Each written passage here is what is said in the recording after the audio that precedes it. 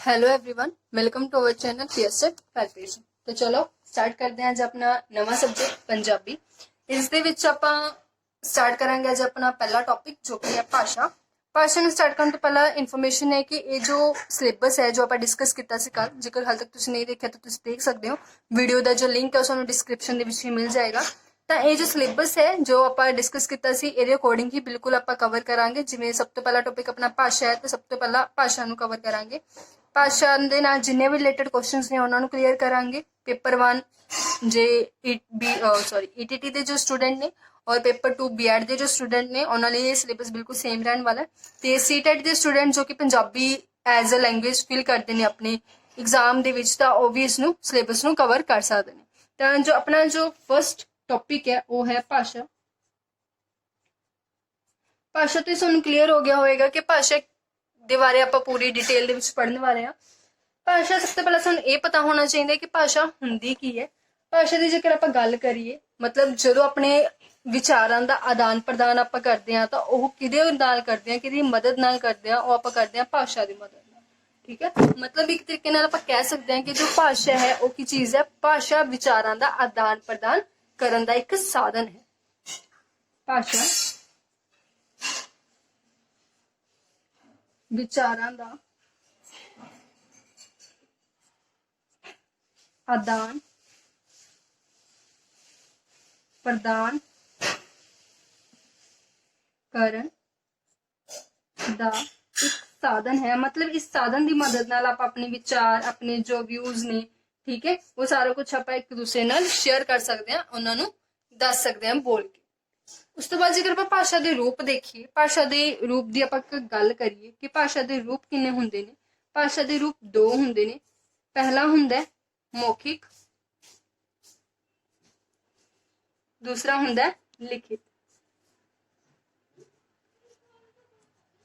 Clear? ਤਾਂ ਭਾਸ਼ਾ ਦੇ ਕਿੰਨੇ ਰੂਪ ਹੁੰਦੇ ਨੇ? ਭਾਸ਼ਾ ਦੇ 2 ਰੂਪ ਹੁੰਦੇ ਨੇ। ਪਹਿਲਾ ਹੁੰਦਾ ਮੌਖਿਕ ਤੇ ਦੂਸਰਾ ਹੁੰਦਾ ਲਿਖਿਤ। ਹੁਣ ਭਾਸ਼ਾ ਦੇ ਰੂਪ ਦੀ ਅਗਰ ਆਪਾਂ ਗੱਲ ਕਰ ਰਹੇ ਹਾਂ ਤੇ ਨੇਮ ਨੇ ਤੁਹਾਨੂੰ ਉੱਥੇ ਹੀ ਕਲੀਅਰ ਹੋ ਗਿਆ ਹੋਣਾ ਕਿ ਮੌਖਿਕ ਦਾ ਮਤਲਬ ਕੀ ਹੁੰਦਾ ਹੈ। ਉਹ ਜੋ ਆਪਾਂ ਬੋਲ ਕੇ ਦੱਸਦੇ ਹਾਂ ਆਪਣੇ ਵਿਚਾਰਾਂ ਨੂੰ, ਜਦੋਂ ਆਪਾਂ ਬੋਲ ਕੇ ਰਿਪਰੈਜ਼ੈਂਟ ਕਰਦੇ ਹਾਂ ਤਾਂ ਉਹ ਕਿਹੜੇ ਹੁੰਦੇ ਆ? ਮੌਖਿਕ। ਅਤੇ ਜਦੋਂ ਆਪਾਂ ਉਹਨੂੰ ਲਿਖ ਕੇ ਰਿਪਰੈਜ਼ੈਂਟ ਕਰਦੇ ਹਾਂ, ਲਿਖ ਕੇ ਦੱਸਦੇ ਹਾਂ ਵੀ ਆਪਣੇ ਵਿਚਾਰਾਂ ਦਾ ਆਦਾਨ ਪ੍ਰਦਾਨ ਲਿਖਿਤ ਵੇ ਨਾਲ ਕਰਦੇ ਹਾਂ, ਤਾਂ ਉਹ ਕਿਹੜੇ ਹੁੰਦੇ ਨੇ? ਲਿਖਿਤ ਹੁੰਦੇ ਨੇ। ਮੌਖਿਕ ਮਤਲਬ ਜੋ ਆਪਾਂ ਬੋਲ ਕੇ ਕਰਦੇ ਹਾਂ ਆਦਾਨ ਪ੍ਰਦਾਨ, ਔਰ ਜੋ ਲਿਖਿਤ ਹੈ ਉਹ ਆਪਾਂ ਲਿਖ ਕੇ ਕਰਦੇ ਹਾਂ। ਹੁਣ ਇਹਨਾਂ ਨੂੰ ਜ਼ਰੂਰੀ ਨਹੀਂ ਕਿ ਪੇਪਰ ਦੇ ਵਿੱਚ ਤੁਹਾਨੂੰ ਇਹੀ ਨਾਮ ਦਿੱਤੇ ਹੋਣ, ਬਹੁਤ ਅਲੱਗ-ਅਲੱਗ ਨਾਮ ਹੁੰਦੇ ਨੇ ਤੇ ਤੁਹਾਨੂੰ ਕਨਫਿਊਜ਼ ਵੀ ਕੀਤਾ ਜਾ ਸਕਦਾ। ਤੇ ਇਹ ਜਿਹੜੇ ਨਾਮ ਨੇ ਪਹਿਲਾਂ ਆਪਾਂ ਇਹਨਾਂ ਵੱਲ ਦੇਖਾਂਗੇ। ਮੌਖਿਕ ਨੂੰ ਹੋਰ ਆਪਾਂ ਕੀ ਕਹਿ ਸਕਦੇ ਹਾਂ? ਜੋ ਮੌਖਿਕ ਹੈ ਉਸਨੂੰ ਕਿਹਾ ਜਾ ਸਕਦਾ ਜ਼ੁਬਾਨੀ, ਜ਼ੁਬਾਨੀ ਕਹਿ ਸਕਦੇ ਹਾਂ। ਜੋ ਲਿਖਿਤ ਹੈ ਉਸਨੂੰ ਆਪਾਂ ਕੀ ਕਹਿ ਸਕਦੇ ਹਾਂ? ਕੇਂਦਰੀ, ਸਾਹਿਤਿਕ, ਟਕਸਾਲੀ, ਕਲੀਅਰ, ਮਿਆਰੀ, ਮੰਨੀ ਪਰਮੰਨੀ।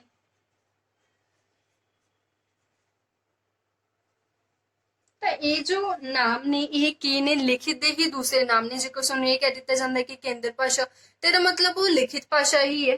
ਠੀਕ ਹੈ, ਕੇਂਦਰੀ ਭਾਸ਼ਾ, ਕੇਂਦਰੀ, ਸਾਹਿਤਿਕ, ਟਕਸਾਲੀ, ਮਿਆਰੀ, ਮੰਨੀ ਪਰਮੰਨੀ, ਇਹ ਸਾਰੇ ਨਾਮ ਕਿਹਦੇ ਨੇ? ਲਿਖਿਤ ਦੇ ਨੇ। ਜੇਕਰ ਆਪਾਂ ਇਹਦੀ ਗੱਲ ਕਰੀਏ ਜ਼ੁਬਾਨੀ, ਬੋਲੀ ਵੀ ਕਹਿ ਸਕਦੇ ਹਾਂ ਇਹਨੂੰ ਆਪਾਂ,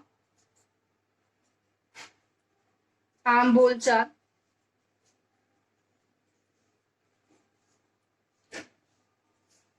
ਆਮ ਬੋਲਚਾਲ ਦੀ ਭਾਸ਼ਾ ਹੁੰਦੀ ਹੈ ਇੱਕ। ਇਹ ਵੀ ਕੀ ਹੈ? ਮੌਖਿਕ ਭਾਸ਼ਾ ਹੀ ਹੁੰਦੀ ਹੈ। ਇਹਨੂੰ ਹੋਰ ਆਪਾਂ ਕੀ ਕਹਿ ਸਕਦੇ ਹਾਂ? ਮੌਖਿਕ ਅਭਿਵਿਅਕਤੀ, ਮੌਖਿਕ ਅਭਿਵਿਅਕਤੀ। ਮਤਲਬ ਇਹ ਕੁਝ ਨਾਮ ਨੇ, ਠੀਕ ਹੈ। ਮੌਖਿਕ ਦੇ ਕੁਝ ਹੋਰ ਨਾਮ ਨੇ। ਮੋਸਟਲੀ ਕੀ ਕੀਤਾ ਜਾਂਦਾ ਐਗਜ਼ਾਮ ਦੇ ਵਿੱਚ, ਇਹਨਾਂ ਨਾਮਾਂ ਨੂੰ ਯੂਜ਼ ਕਰਕੇ। ਤਾਂ ਜਦੋਂ ਉੱਥੇ ਬੱਚਿਆਂ ਨੂੰ ਤਾਂ ਮੌਖਿਕ ਬਾਰੇ ਪਤਾ ਹੁੰਦਾ, ਬਟ ਉੱਥੇ ਜਦੋਂ ਲਿਖਿਆ ਜਾਂਦਾ ਹੈ ਕਿ ਬੋਲੀ ਭਾਸ਼ਾ, ਤਾਂ ਉੱਥੇ ਕਨਫਿਊਜ਼ਨ ਹੋਣ ਲੱਗ ਜਾਂਦੀ ਹੈ। ਆਪਾਂ ਨੂੰ ਜਦੋਂ ਜਵਾਬ ਪਤਾ ਹੁੰਦਾ ਤਾਂ ਵੀ ਆਪਾਂ ਕੀ ਕਰਦੇ ਨੇ? ਉੱਥੇ ਗਲਤੀ ਕਰਦੇ ਨੇ।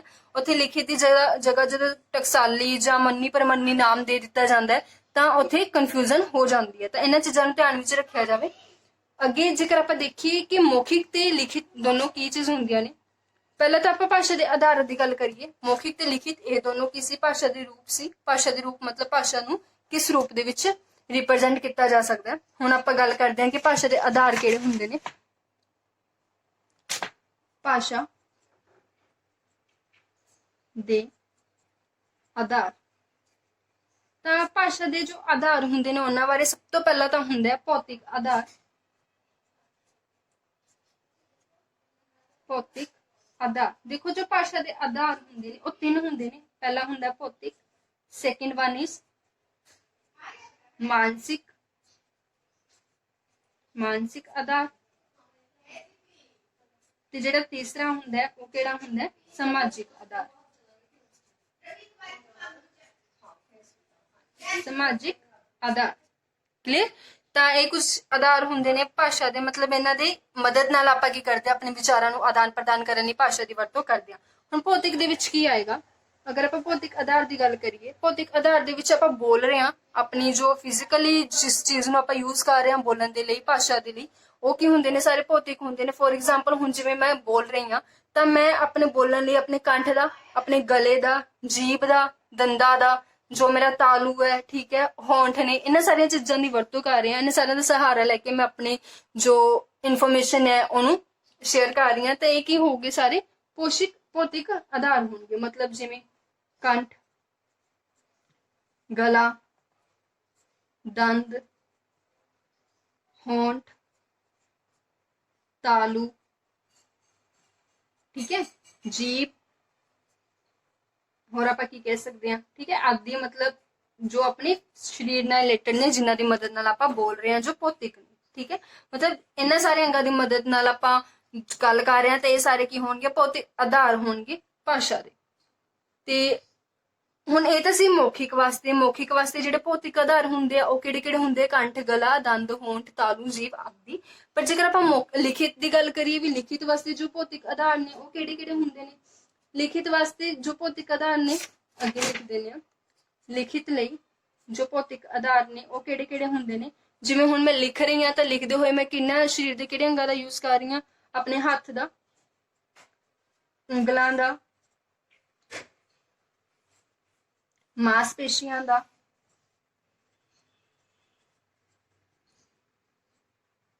ਮਾਸਪੇਸ਼ੀਆਂ ਦਾ, ਠੀਕ ਹੈ। ਇਹਨਾਂ ਸਾਰੀਆਂ ਚੀਜ਼ਾਂ ਦਾ ਸਹਾਰਾ ਲੈ ਕੇ ਮੈਂ ਲਿਖ ਰਹੀ ਹਾਂ, ਮਤਲਬ ਇਹਨਾਂ ਸਾਰਿਆਂ ਦਾ ਇੱਕ ਤਰੀਕੇ ਨਾਲ ਸਮੂਹਿਕ ਤੌਰ ਤੇ ਯੂਜ਼ ਕਰ ਰਹੀ ਹਾਂ। ਤਾਂ ਇਹ ਸਾਰੇ ਕੀ ਹੋਣਗੇ, ਮੇਰੇ ਲਿਖਿਤ ਭਾਸ਼ਾ ਦੇ ਆਧਾਰ ਹੋਣਗੇ, ਭੌਤਿਕ ਆਧਾਰ ਹੋਣਗੇ। ਤੇ ਜੋ ਕੰਠ, ਗਲਾ, ਹੋਂਠ, ਤਾਲੂ, ਜੀਭ ਨੇ ਇਹ ਕੀ ਹੋਣਗੇ, ਮੇਰੇ ਮੌਖਿਕ ਭਾਸ਼ਾ ਦੇ ਭੌਤਿਕ ਆਧਾਰ ਹੋਣਗੇ। ਸੈਕਿੰਡ ਜੇਕਰ ਆਪਾਂ ਗੱਲ ਕਰੀਏ ਮਾਨਸਿਕ ਆਧਾਰ, ਜੋ ਮਾਨਸਿਕ ਆਧਾਰ ਹੈ ਉਹ ਕੀ ਚੀਜ਼ ਹੁੰਦੀ ਹੈ। ਮਾਨਸਿਕ ਮਤਲਬ ਹੁਣ ਕੁਝ ਵੀ ਬੋਲਣ ਲਈ ਤਾਂ ਸਭ ਤੋਂ ਪਹਿਲਾਂ ਆਪਣੇ ਮਨ ਦੇ ਵਿੱਚ ਵਿਚਾਰ ਆਉਂਦੇ ਨੇ। ਅਗਰ ਕੁਝ ਆਪਾਂ ਸ਼ੇਅਰ ਕਰਨਾ ਚਾਹੁੰਦੇ ਹਾਂ ਉਹ ਵਿਚਾਰ ਸਭ ਤੋਂ ਪਹਿਲਾਂ ਆਪਣੇ ਮਨ ਦੇ ਵਿੱਚ ਆਉਂਦੇ ਨੇ। ਜੋ ਆਪਣੇ ਮਨ ਦੇ ਵਿਚਾਰ ਨੇ ਉਹੀ ਆਪਾਂ ਭਾਸ਼ਾ ਦੇ ਰਾਹੀਂ ਵਿਅਕਤ ਕਰਦੇ ਹਾਂ, ਉਹਨਾਂ ਦਾ ਆਦਾਨ ਪ੍ਰਦਾਨ ਕਰਦੇ ਹਾਂ। ਤਾਂ ਜੋ ਮਾਨਸਿਕ ਆਧਾਰ ਆ ਉਹ ਕੀ ਨੇ, ਉਹ ਵਿਚਾਰ ਨੇ ਜਿਹੜੇ ਮਨ ਦੇ ਵਿੱਚ ਪੈਦਾ ਹੁੰਦੇ ਨੇ। ਵਿਚਾਰ ਜੋ ਮਨ ਦੇ ਵਿੱਚ ਕੀ ਹੁੰਦੇ ਨੇ, ਪੈਦਾ ਹੁੰਦੇ ਨੇ, ਜੋ ਜਿਨ੍ਹਾਂ ਨੂੰ ਆਪਾਂ ਸ਼ੇਅਰ ਕਰਦੇ ਹਾਂ।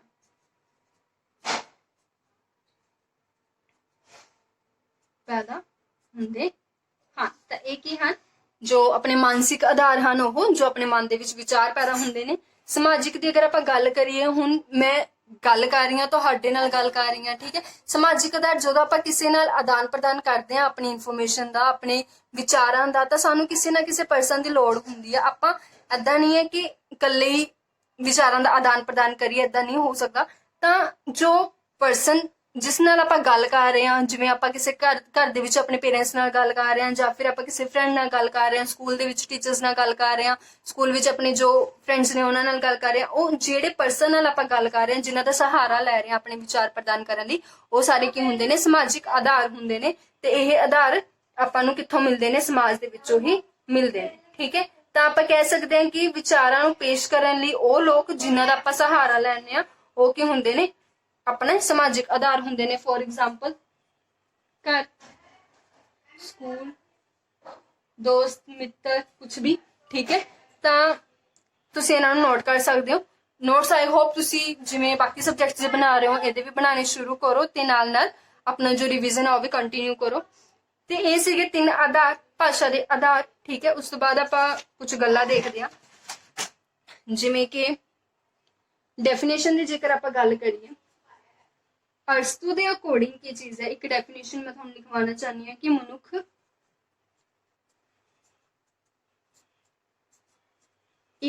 समाजिक प्राणी है। मनुख एक समाजिक प्राणी है। इसका विकास समाज विच रह के ही संभव है। एक गल किने कही है? अरस्तू ने। ठीक है जी। मनुख की एक समाजिक प्राणी है, जिहड़ा उहदा विकास है वो समाज दे विच रह के ही हो सकता है। मतलब अगर वो समाज दे विच नहीं रहेगा तो उहदा जो विकास है वो चंगी तरह नहीं हो पाएगा। यह गल किहदी डेफिनेशन आपां कह सकते हैं? अरस्तू। एक होर डेफिनेशन जिहदी आपां गल करिए, भाषा की होंद ਅਤੇ विकास है जिहड़ी वो समाज तो बाहर नहीं हो सकती। ये गल किहदी कही गई है? वाइकोस्की द्वारा। तो चलिए इन्हू देखते हैं। भाषा ਦੀ होंद ਅਤੇ विकास समाज तो बाहर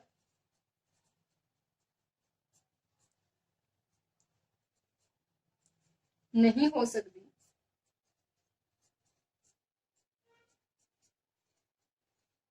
एक शब्द किहदे ने? ये जो डेफिनेशन है वो किहदी है? वाइगोस्की दी। वाइगोस्की। ਤਾਂ ਵਾਈਗੋਸਕੀ ਦੇ ਹਿਸਾਬ ਦੇ ਅਕੋਰਡਿੰਗ ਜੋ ਭਾਸ਼ਾ ਹੈ ਉਹਨੂੰ ਜੇਕਰ ਅਸੀਂ ਸਿੱਖਣਾ ਚਾਹੁੰਦੇ ਆ, ਉਹਦਾ ਵਿਕਾਸ ਕਰਨਾ ਚਾਹੁੰਦੇ ਆ ਤਾਂ ਸਾਨੂੰ ਉਹ ਸਮਾਜ ਦੇ ਵਿੱਚ ਰਹਿ ਕੇ ਹੀ ਸਿੱਖਣੀ ਪਏਗੀ। ਹੁਣ ਜੇਕਰ ਆਪਾਂ ਭਾਸ਼ਾ ਹੈ ਉਹ ਸਮਾਜ ਤੋਂ ਬਾਹਰ ਰਹਿ ਕੇ ਨਹੀਂ ਸਿੱਖ ਸਕਦੇ, ਫੋਰ ਐਗਜ਼ਾਮਪਲ ਜੇਕਰ ਆਪਾਂ ਜੰਗਲਾਂ ਦੇ ਵਿੱਚ ਰਹਿਣਾ ਜਾ ਕੇ ਸ਼ੁਰੂ ਕਰ ਦਈਏ ਤਾਂ ਆਪਾਂ ਉੱਥੇ ਜਾਨਵਰ ਦੀ ਭਾਸ਼ਾ ਹੀ ਸਿੱਖਾਂਗੇ। ਆਪਣੀ ਭਾਸ਼ਾ ਜੋ ਹੈ ਪੰਜਾਬੀ ਭਾਸ਼ਾ ਲਗਾ ਲਓ ਹਨਾ, ਉਸਦਾ ਜੋ ਵਿਕਾਸ ਹੈ ਉਹ ਆਪਣੇ ਸਮਾਜ ਦੇ ਵਿੱਚ ਰਹਿ ਕੇ ਹੀ ਹੋ ਸਕਦਾ ਹੈ। ਉਸਦਾ जो ग्रो है, जो दी होंद है, वो आपां नूं समाज दे विच रह के ही मिल सकती है। ठीक है। तो उस तो बाद गल करते हैं नैक्सट मातृभाषा। मातृभाषा तो सानूं सबनूं ही पता है, नेम तो ही क्लीयर हो रहा है कि मातृभाषा की हुंदी है। वो भाषा जो असीं अपने परिवार तो सीखते हैं, अपने माता पिता तो सीखते हैं, अपने घर तो सीखते हैं। वो भाषा की हुंदी है? मातृभाषा हुंदी है। ठीक है। मातृभाषा की हुंदी है ये आपां देख ही चुके हैं। उसके बारे जेकर कुछ रिटन दे विच लिखिए तो डेफिनेशन कुछ इस तरीके नाल होएगी। मातृभाषा। हुण मातृभाषा वो भाषा जो परिवार दे विच रह के सीखी जाती है। जो भाषा बच्चा अपने परिवार तो कुदरती ढंग नाल सिखदा है, उसनूं मातृभाषा कहा जाता है। क्लियर। वो भाषा जिसनूं कुदरती ढंग नाल सिखिया जाता है, अपने परिवार दे विच रह के सिखिया जाता है, उसनूं की कहा जाता है? मातृभाषा। ये भाषा बच्चा खेडदे होए, रोंदे होए, हसदे होए, टपदे होए बड़ी आसानी नाल सीख लैंदा है। आसानी नाल सीख लैंदा है।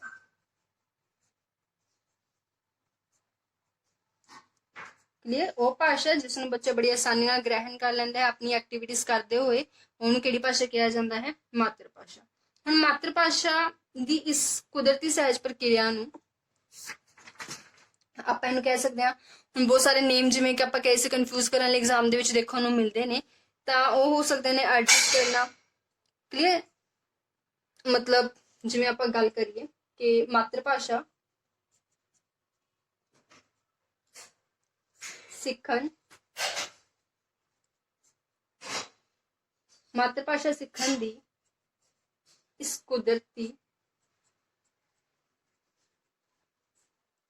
विधि या प्रक्रिया शब्द ज्यादा ठीक रहेगा विधि की जगह। प्रक्रिया ਦਾ ਨਾਂ। ਇਹਨੂੰ ਆਪਾਂ ਕੀ ਕਹਿ ਸਕਦੇ ਹਾਂ ਕਿ ਬੱਚਾ ਕੀ ਕਰ ਰਿਹਾ ਹੈ, ਭਾਸ਼ਾ ਨੂੰ ਪ੍ਰਾਪਤ ਕਰ ਰਿਹਾ ਹੈ। ਪ੍ਰਾਪਤ ਕਰਨਾ भी किया जा सकता है, अर्जित करना,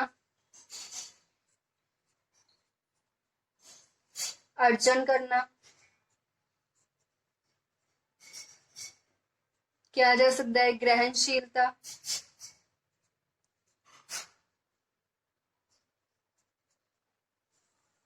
ग्रहण करना, अख्तियार करना किया जा सकता है। मतलब ये वर्ड जिन्ना दा मतलब एक ही है कि बच्चा उस भाषा ਨੂੰ ਸਿੱਖ ਲੈਂਦਾ ਹੈ। ਅਖਤਿਆਰ ਕਰਨਾ, ठीक है।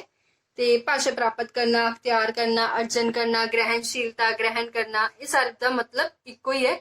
ਤੇ ਜਿਵੇਂ ਕਿ ਮੈਂ ਤੁਹਾਨੂੰ ਦੱਸਿਆ ਕਿ ਕਨਫਿਊਜ਼ਨ ਲਈ ਪੇਪਰ ਦੇ ਵਿੱਚ ਅਲੱਗ-ਅਲੱਗ ਜਾਂ ਡਿਫਿਕਲਟ ਵਰਡ ਨੇ ਜਿਹੜੇ ਉਹ ਦੇਖਣ ਨੂੰ ਮਿਲਦੇ ਨੇ। ਸੋ ਆਪਾਂ ਨੂੰ ਸਭ ਦੇ ਲਈ ਹੀ ਕੇਅਰਫੁਲ ਰਹਿਣਾ ਚਾਹੀਦਾ ਹੈ। ਅੱਗੇ ਅਗਰ ਆਪਾਂ ਕਰੀਏ ਮਾਤਰ ਭਾਸ਼ਾ ਤੋਂ ਬਾਅਦ ਭਾਸ਼ਾ ਸਿੱਖਣਾ, ਭਾਸ਼ਾ ਸਿੱਖਣਾ।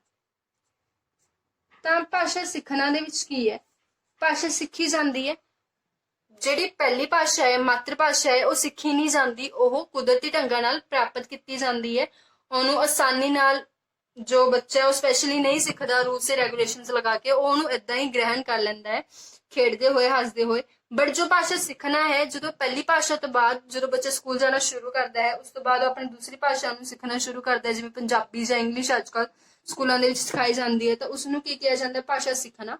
ਤੇ ਜੋ ਪਹਿਲੀ ਭਾਸ਼ਾ ਹੈ ਉਹ ਹਮੇਸ਼ਾ ਹੀ ਮਾਤਰ ਭਾਸ਼ਾ ਹੁੰਦੀ ਹੈ। ਪਹਿਲੀ ਭਾਸ਼ਾ ਹਮੇਸ਼ਾ ਹੀ ਕੀ ਹੁੰਦੀ ਹੈ, ਮਾਤਰ ਭਾਸ਼ਾ। ਦੂਸਰੀ ਭਾਸ਼ਾ ਜੋ ਸਕੂਲ ਦੇ ਵਿੱਚ ਸਿੱਖੀ ਜਾਂਦੀ ਹੈ ਜਾਂ ਕਿਤੇ ਹੋਰ ਸਮਾਜ ਦੇ ਕਿਸੇ ਹੋਰ ਇਲਾਕੇ ਦੇ ਵਿੱਚ ਸਿੱਖੀ ਜਾਂਦੀ ਹੈ, ਉਹ ਕੀ ਹੁੰਦੀ ਹੈ, ਦੂਸਰੀ ਭਾਸ਼ਾ। ਜ਼ਿਆਦਾਤਰ ਸਕੂਲ ਹੀ ਰਹੇਗਾ ਕਿਉਂਕਿ ਬੱਚੇ ਅੱਜ ਕੱਲ੍ਹ ਸਕੂਲਾਂ ਦੇ ਵਿੱਚੋਂ ਹੀ ਸਿੱਖ ਰਹੇ ਨੇ। ਤਾਂ ਹੋਰ ਅਗਰ ਆਪਾਂ ਗੱਲ ਕਰੀਏ ਸਕੂਲ ਦੇ ਵਿੱਚ ਜਦੋਂ ਬੱਚਾ ਪ੍ਰਵੇਸ਼ ਕਰ ਜਾਂਦਾ ਹੈ ਤਾਂ ਸਭ ਤੋਂ ਪਹਿਲਾਂ ਉੱਥੇ ਕੀ ਸਿੱਖਦਾ ਹੈ, ਅਨੁਸ਼ਾਸਨ ਦੇ ਵਿੱਚ ਰਹਿਣਾ ਸਿੱਖਦਾ ਹੈ, ਅਨੁਸ਼ਾਸਨ ਗ੍ਰਹਿਣ ਕਰਦਾ ਹੈ। ਅਨੁਸ਼ਾਸਨ ਦੇ ਵਿੱਚ ਰਹਿੰਦਾ ਹੈ, ਉਸਨੂੰ ਇੱਕ ਖਾਸ ਤਰੀਕੇ ਦਾ ਜੋ ਵਾਤਾਵਰਨ ਹੈ ਉਹ ਮਿਲਦਾ ਹੈ। ਉਸ ਵਾਤਾਵਰਨ ਦੇ ਵਿੱਚ ਉਹ ਢਲਣਾ ਸ਼ੁਰੂ ਕਰਦਾ ਹੈ, ਠੀਕ ਹੈ। ਤੇ ਸਕੂਲ ਦੇ ਵਿੱਚ ਉਹ ਕੀ ਸਿੱਖਦਾ ਹੈ, ਦੂਸਰੀ ਭਾਸ਼ਾ ਨੂੰ ਸਿੱਖਦਾ ਹੈ। ਉਸ ਵਾਤਾਵਰਨ ਦੇ ਵਿੱਚ ਰਹਿ ਕੇ, ਉਸ ਅਨੁਸ਼ਾਸਨ ਦੇ ਵਿੱਚ ਰਹਿ ਕੇ ਉਹ ਦੂਸਰੀ ਭਾਸ਼ਾ ਨੂੰ ਗ੍ਰਹਿਣ ਕਰਦਾ ਹੈ, ਠੀਕ ਹੈ। ਉਸ ਤੋਂ ਬਾਅਦ ਜੇਕਰ ਆਪਾਂ ਦੇਖੀਏ ਅਧਿਆਪਕ ਦੀ ਮਦਦ ਨਾਲ ਉਹ ਬਹੁਤ ਸਾਰੀਆਂ ਵਿਧੀਆਂ ਦੀ ਵਰਤੋਂ ਕਰਕੇ, ਬਹੁਤ ਸਾਰੇ ਕੁਐਸਚਨਾਂ ਦੀ ਵਰਤੋਂ ਕਰਕੇ, ਬਹੁਤ ਸਾਰੇ ਪ੍ਰਯੋਗ ਸਿਧਾਂਤ ਇਹਨਾਂ ਦੀ ਵਰਤੋਂ ਕਰਕੇ ਉਹ ਦੂਸਰੀ ਭਾਸ਼ਾ ਨੂੰ ਸਿੱਖਦਾ ਹੈ। ਸੋ ਆਪਾਂ ਕਹਿ ਸਕਦੇ ਹਾਂ ਕਿ ਅਧਿਆਪਕ ਦੀ ਸਹਾਇਤਾ ਨਾਲ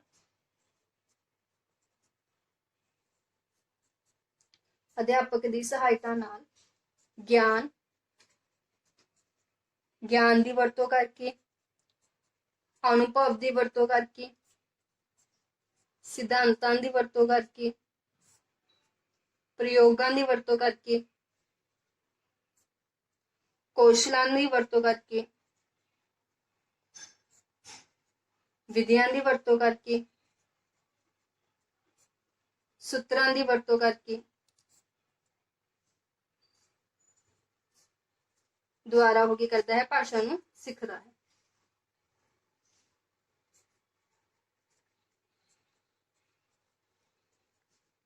ਠੀਕ ਹੈ, ਇਹਨਾਂ ਦੀ ਸਭ ਦੀ ਵਰਤੋਂ ਕਰਕੇ ਉਹ ਕੀ ਕਰਦਾ ਹੈ, ਭਾਸ਼ਾ ਨੂੰ ਸਿੱਖਦਾ ਹੈ। ਤੇ ਹੋਰ ਹੀ ਕਿਹਾ ਜਾ ਸਕਦਾ ਹੈ ਕਿ ਇਸ ਜਦੋਂ ਇਹ ਗਿਆਨ ਦਾ ਤੇ ਸ਼ਖਸੀਅਤ ਦਾ ਵਿਕਾਸ ਹੁੰਦਾ ਹੈ ਤਾਂ ਉਹ ਕਿਸ ਵਾਤਾਵਰਨ ਦੇ ਵਿੱਚ ਹੁੰਦਾ ਹੈ, ਜੋ ਇਹ ਵਾਤਾਵਰਨ ਹੈ ਜਿਸ ਵਿੱਚ ਅਧਿਆਪਕ ਗਿਆਨ ਅਨੁਭਵ ਦਾ ਪ੍ਰਯੋਗ ਕਰਕੇ ਉਸ ਨੂੰ ਭਾਸ਼ਾ ਦਾ ਗਿਆਨ ਦਿੰਦਾ ਹੈ। ਤਾਂ ਇਹ ਜੋ ਵਾਤਾਵਰਨ ਹੈ, ਇਹ ਕਿਹੜਾ ਵਾਤਾਵਰਨ ਹੈ, ਇਹ ਵਾਤਾਵਰਨ ਜਾਂ ਖਾਸ ਤਰੀਕੇ ਦਾ ਜੋ ਆਪਾਂ ਕਹਿ ਸਕਦੇ ਕਿ ਜੋ ਖਾਸ ਵਾਤਾਵਰਨ ਹੈ, ਇਸ ਦੇ ਵਿੱਚ ਇਸ ਨੂੰ ਕੀ ਕਿਹਾ ਜਾ ਸਕਦਾ ਹੈ, ਭਾਸ਼ਾ ਸਿੱਖਣਾ।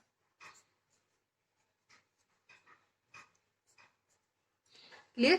ਭਾਸ਼ਾ ਸਿੱਖਣ ਦੇ ਲਈ ਜੋ ਇਹ ਵਾਤਾਵਰਨ ਤਿਆਰ ਕੀਤਾ ਜਾਂਦਾ ਹੈ ਉਹ ਬਹੁਤ ਖਾਸ ਹੁੰਦਾ ਹੈ ਤੇ ਇਹ ਕਿਸ ਦੀ ਸਹਾਇਤਾ ਨਾਲ ਕੀਤਾ ਜਾਂਦਾ ਹੈ, ਅਧਿਆਪਕ ਦੀ ਸਹਾਇਤਾ ਨਾਲ। ਹੁਣ ਜੇਕਰ ਆਪਾਂ ਗੱਲ ਕਰੀਏ ਕਿ ਭਾਸ਼ਾ ਦੀ ਪ੍ਰਕਿਰਤੀ ਤੇ ਭਾਸ਼ਾ ਦੇ ਸੁਭਾਅ ਦੋਨਾਂ ਦੀ, ਭਾਸ਼ਾ ਦੀ ਪ੍ਰਕਿਰਤੀ, ਫਸਟ ਵਨ ਇਜ਼ ਭਾਸ਼ਾ ਦੀ ਪ੍ਰਕਿਰਤੀ ਅਤੇ ਸੁਭਾਅ। ਭਾਸ਼ਾ ਦੀ ਪ੍ਰਕਿਰਤੀ ਅਤੇ ਸੁਭਾਅ ਕਿੱਦਾਂ ਦਾ ਹੈ? ਭਾਸ਼ਾ ਇਦਾਂ ਦਾ ਇੱਕ ਗੁਣ ਹੈ ਜਾਂ ਇਦਾਂ ਦਾ ਇੱਕ ਵਿਕਾਸ ਹੈ ਜੋ ਲਗਾਤਾਰ ਚੱਲਦਾ ਰਹਿੰਦਾ ਹੈ ਅਤੇ ਇਹ ਬਹੁਤ ਸਾਰੇ ਰੂਪਾਂ ਦੇ ਵਿੱਚ ਪਰਿਵਰਤਿਤ ਹੋ ਸਕਦਾ ਹੈ। ਭਾਸ਼ਾ ਦਾ ਜੋ ਵਿਕਾਸ ਹੈ ਉਹ ਨਿਰੰਤਰ ਚੱਲਦਾ ਰਹਿੰਦਾ ਹੈ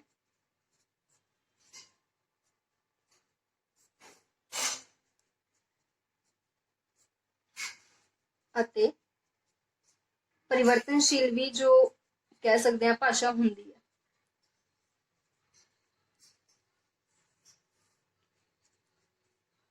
मतलब भाषा ਅਤੇ ਭਾਸ਼ਾ परिवर्तनशील भी है, मतलब ਇਸ ਦੇ ਵਿੱਚ ਬਹੁਤ ਸਾਰੇ ਇਹਦੇ ਜਿਹੜੇ ਰੂਪ ਨੇ ਉਹਨਾਂ ਵਿੱਚ ਜੋ ਪਰਿਵਰਤਨ ਨੇ ਉਹ ਆਉਂਦੇ ਰਹਿੰਦੇ ਨੇ।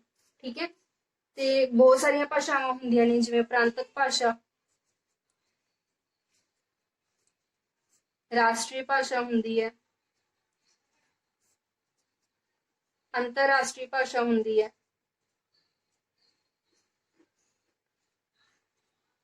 साधारण भाषा होंगी है, साधारण बोली कह सकते हैं, साधारण भाषा या बोली।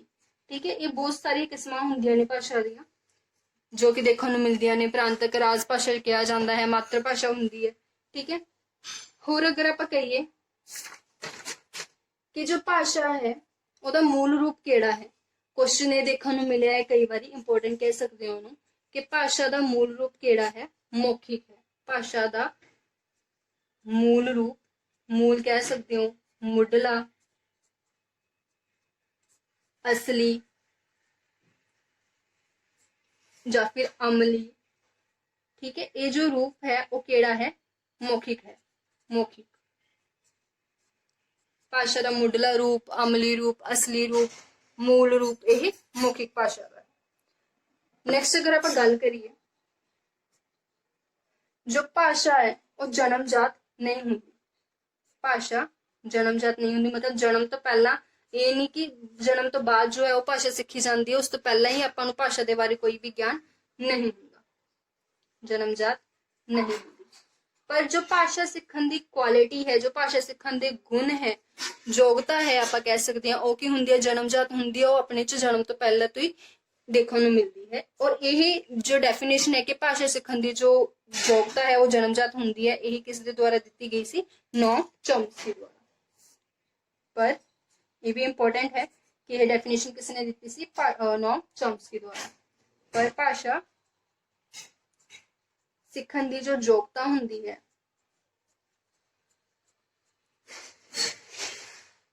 जन्मजात हुंदी है, मतलब जन्म तो ही अपने अंदर ही क्वालिटीज होंदियां ने। LDC की गल कीती सी, वो आप अगे पढ़ांगे। जन्मजात होंदी है, ये किसके द्वारा कहा गया है, नॉम चॉम्स्की।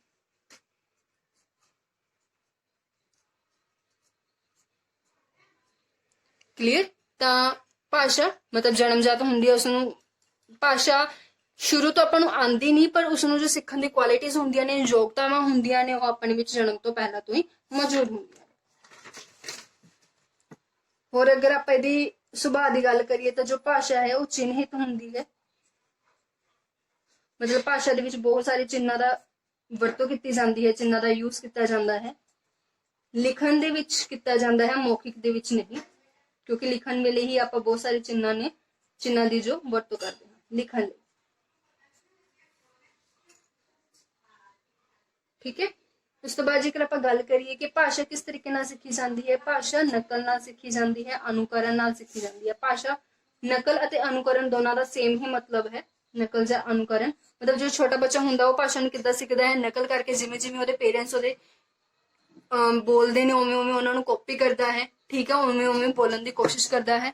तो यह कि वो कह सकता है कि जो भाषा है नकल या अनुकरण द्वारा सीखी जा सकती है, सीखी जाती है, सीखी जाती है। क्लियर? ते होर अगर आप गल करिए कि भाषा की हुंदी है सूखम तो स्थूल वाल जाती है, सॉरी उल्ट स्थूल तो सूखम वाल जाती है, सूखम वाल जाती है।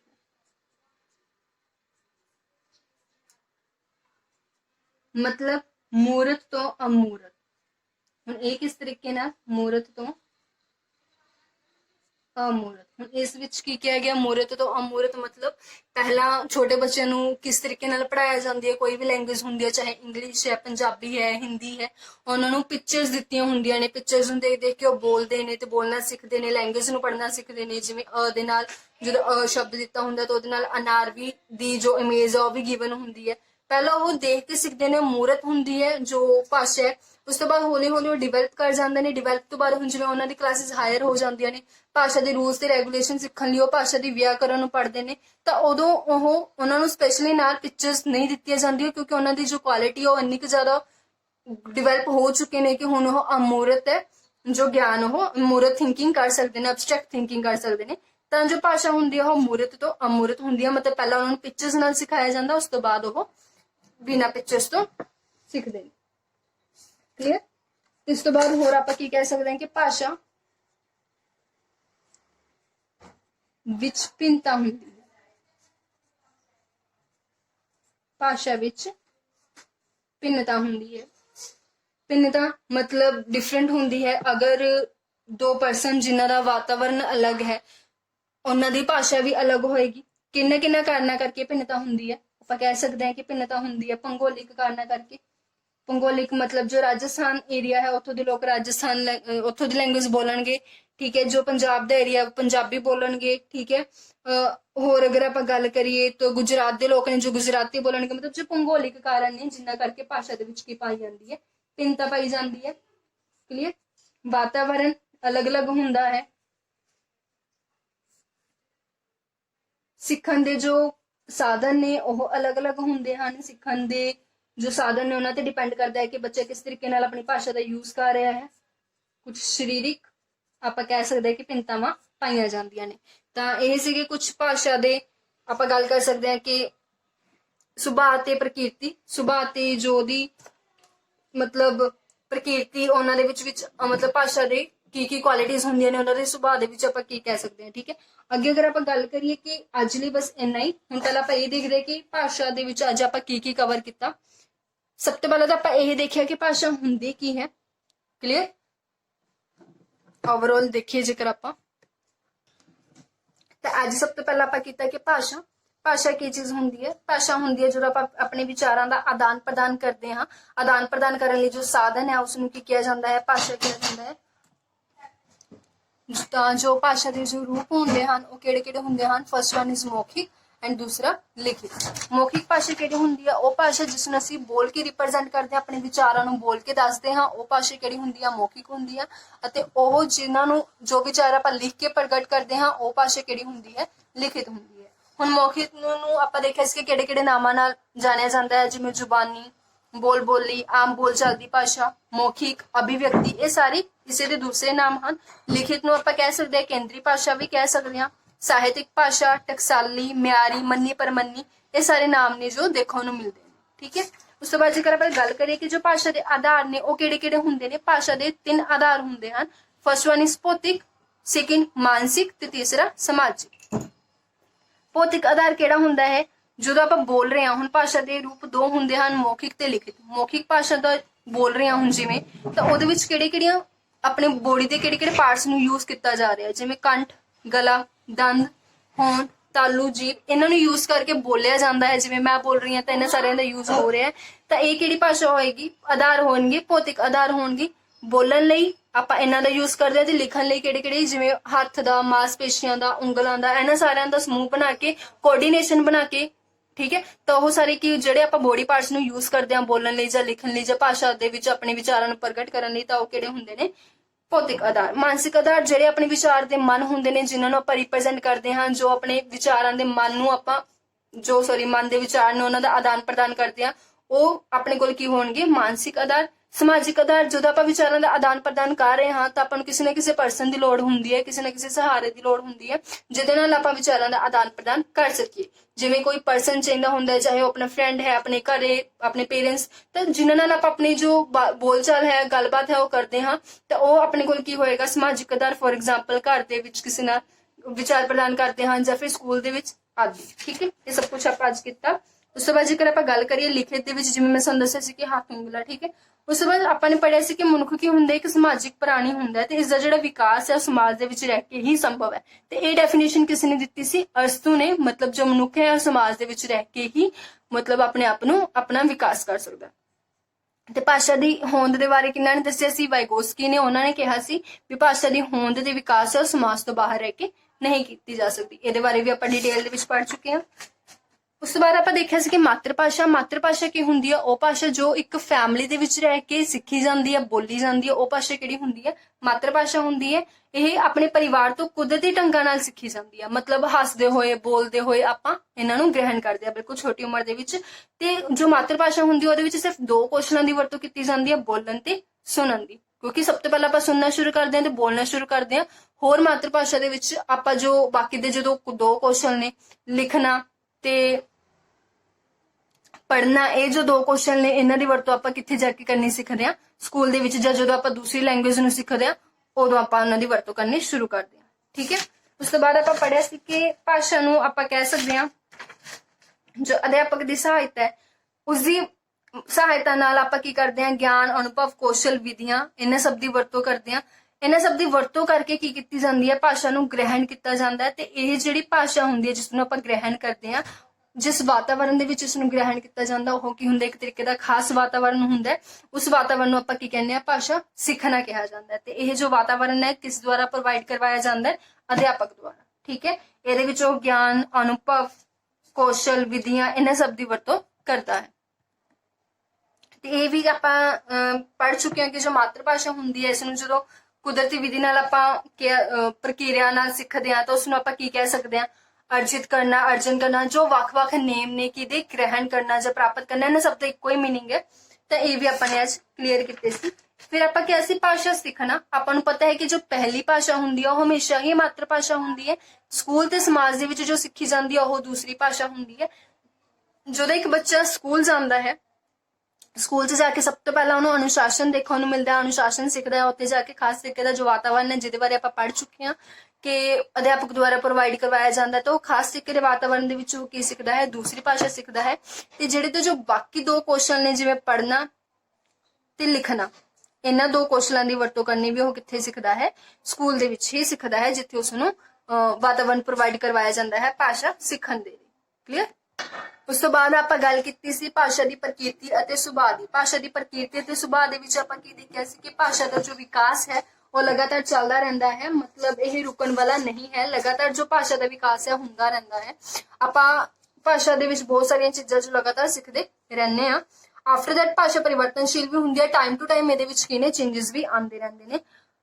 ਭਾਸ਼ਾ ਦੇ ਬਹੁਤ ਸਾਰੇ ਰੂਪ ਵੀ ਹੁੰਦੇ ਨੇ, ਜਿਵੇਂ ਇਸ ਨੂੰ ਪ੍ਰਾਂਤਕ ਭਾਸ਼ਾ, ਰਾਸ਼ਟਰੀ ਭਾਸ਼ਾ ਵੀ ਹੈ, ਆਪਣੀ ਅੰਤਰਰਾਸ਼ਟਰੀ ਭਾਸ਼ਾ ਵੀ ਹੈ, ਆਪਣੀ ਮਾਤਰ ਭਾਸ਼ਾ ਵੀ ਹੈ, ਸਧਾਰਨ ਬੋਲੀ। ਮਤਲਬ ਬਹੁਤ ਸਾਰੇ ਰੂਪ ਵੀ ਇਸ ਦੇ ਵਿੱਚ ਦੇਖਣ ਨੂੰ ਮਿਲਦੇ ਨੇ।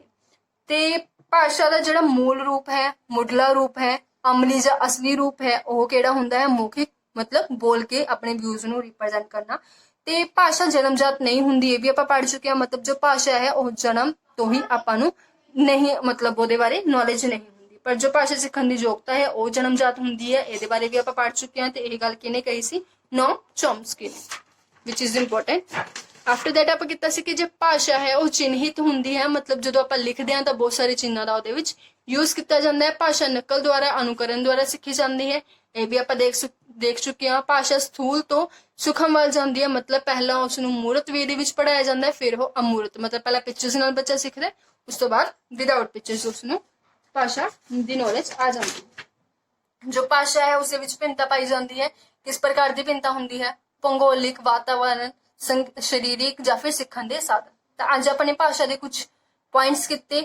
ਆਈ ਹੋਪ ਇਹ ਤੁਹਾਨੂੰ ਸਾਰੇ ਕਲੀਅਰ ਹੋ ਗਏ ਹੋਣਗੇ।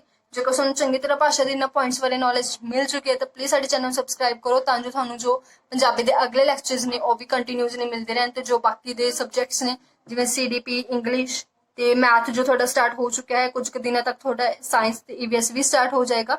ਫੁੱਲ ਕੋਰਸ ਤੁਹਾਨੂੰ ਮਿਲ ਰਿਹਾ ਹੈ, ਤਾਂ ਉਹਦੇ ਲਈ ਸਾਡੇ ਚੈਨਲ ਨੂੰ ਸਬਸਕ੍ਰਾਈਬ ਕਰੋ ਤੇ ਸ਼ੇਅਰ ਤੇ ਵੀਡੀਓਜ਼ ਨੂੰ ਲਾਈਕ ਕਰਨਾ ਨਾ ਭੁੱਲਿਓ। Thank you. ਮਿਲਦੇ ਹਾਂ ਅਗਲੀ ਕਲਾਸ ਦੇ ਵਿੱਚ ਇਸੇ ਟੌਪਿਕ ਨੂੰ ਕੰਟੀਨਿਊ ਕਰਾਂਗੇ। Thank you.